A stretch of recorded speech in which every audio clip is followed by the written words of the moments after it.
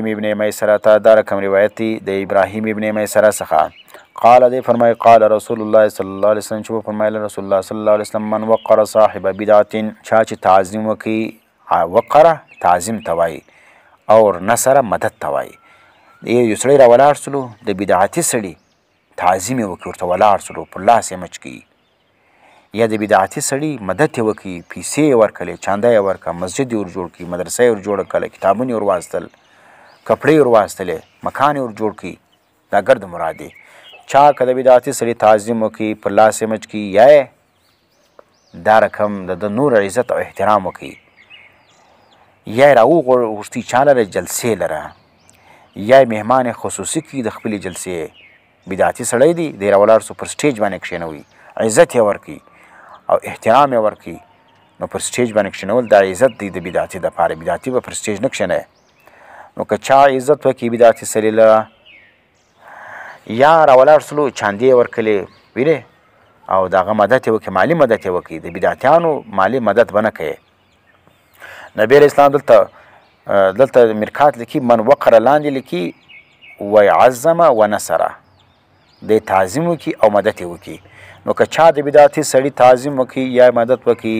فقد اعان علی هدم الاسلام تحقیق سره د مدد وکړي پر نړولو د اسلام باندې د اسلام پر نړولو باندې د چا وکړي د بدعتي مدد وکړي ځکه بدعتي چې کوم دی هغه کلنګ بیلچه راخیستې ده سنتونه ختموي بدعات په اسلام نه باسي وینې کلنګ بیلچه راخیستې ده اسلام نړوي سنتونه ختموي بدعات په نه باسي او ته راولاړ چې د هغه مدد دې وکړي عزت دې وکړي نو عزت چې دې وکړي خلک به هم د عزت کوي هغوی ګوره که چیرې دا بد عقیده سړی وي نو په سټیج ولې ناستلو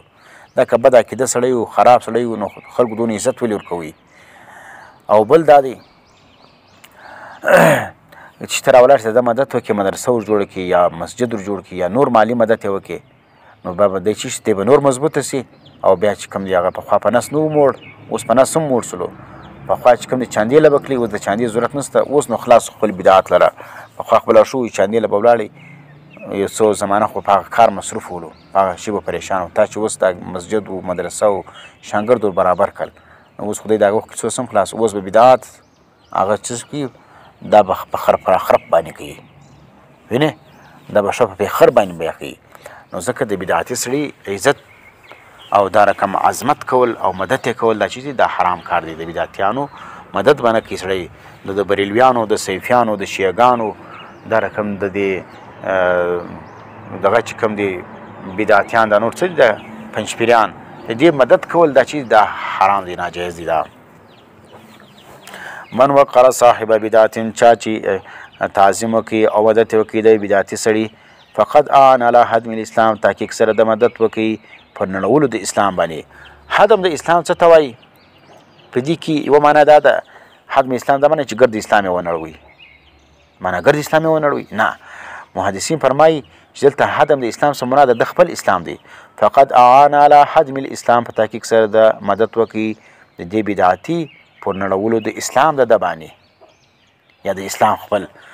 اسلام یې کمزوری کړي یا د اسلام نور ور کمزوری کړي ځکه بدعتي خو بیا مسلمان دی خو د اسلام یې څه په وکړي نور ور کمزوری کړي ور ویې نړوي یا خپل ایمان چې کوم دغه اسلام یې کمزوری کړي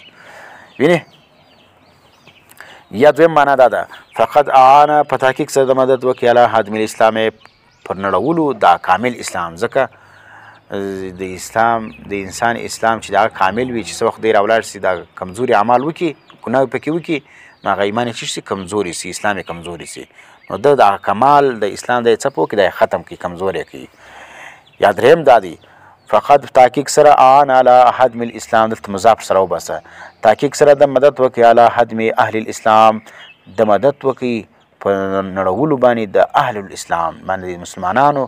پر مړه کولو باندې پر قتلولو باندې د بدعتي چې وکړي مدد وکړي هغه سره کم دي اوس ګوره بدعتیان څه دي دا ګرد علمای حق چې کوم دی هغه وژني ښه علما څه به کوي دا قتل کوي نو و چې ښه علما دی وژني او ته راولاړ چې ده ته پیسې ورکوي نور یې مضبوطه کوي نو خو د مسلمانانو پر وژلو دې مدد وکړي که نه وکړي نو د مسلمانانو ځکه دوی راولاړېږي دا علمای حق او ښو خلکو ته دوی چې وایي وهابیان وایي خالي وهابیان یې څه کوي خوارج یې بولي خوارج چې کوم دي هغه دوی په نیز باندې د هغو وژل دا رقم ثواب لري لکه څنګه چې د امریکایانو وژل دي امریکایي ووژنه دونه ثواب یې نه لري لکه څنګه چې یو خوارج دې ووژني، یو خارجي مړ کړه دونه ثواب لري، او د امریکایانو سره ثواب چې کوم جنګ کول دا دونه ثواب نه لري. نو ځکه د بدعتیانو سره خلکو به عزت او تعظیم او دا رقم د هغو مالي مدد به نه کوي. که دې وکړي د اسلام یا د مسلمانانو یا د خپل اسلام یا د اسلام په نړول دي د هغه مدد وکړي. دلته په دغه وقره کې مرقات لیکلي دي، وایي په دا تعظیم کې دا هم دي چې دی راولاړ شي د هغه دپاره وینې بان قامه دی ورته ودرېږي یا راولاړ شي چې صدر کې په یو مجلس کې